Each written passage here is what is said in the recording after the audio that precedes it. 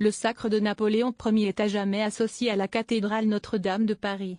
Cependant, l'empereur rêvait initialement d'un tout autre lieu, fort symbolique. Le 2 décembre 1804, la cathédrale Notre-Dame de Paris est le cadre d'une cérémonie grandiose, celle du sacré du couronnement de l'empereur Napoléon Ier. Mais, si cette église parisienne est à jamais associée à cet événement majeur de l'histoire de France, elle était loin d'être le choix initial du général Corse, alors âgé d'à peine 35 ans. Dans un premier temps, cherchant à mettre ses pas dans ceux de Charlemagne, le nouvel empereur d'Occident s'imagine organiser l'événement à Aix-la-Chapelle, souligne l'historien et journaliste David Chantrane dans son livre Napoléon et les grandes cérémonies impériales, sacre, mariage et baptême, récemment paru chez l'éditeur suisse Cabedita.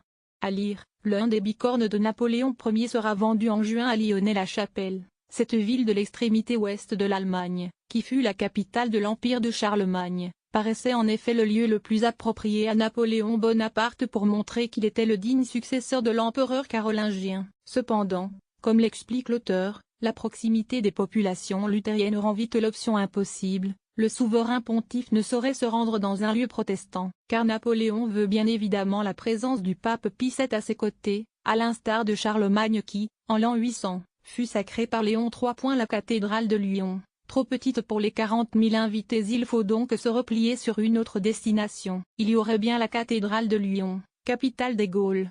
Or, celle-ci ne pourrait contenir les quelques 40 000 invités à cette cérémonie religieuse. Orléans? Pas assez prestigieux. Reims? Évidemment trop marqué par le souvenir des Bourbons, poursuit David Chantrane. Reste alors Paris. Et à Paris, Notre-Dame s'impose. Ainsi que le rappelle l'historien, ce lieu de culte fait la synthèse entre les deux traditions républicaines et monarchiques et a été le lieu de rétablissement du culte par la grande cérémonie du Concordat à Pâques 1802.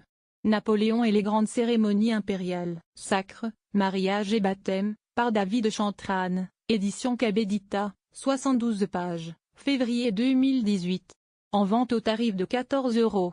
Toute reproduction interdite.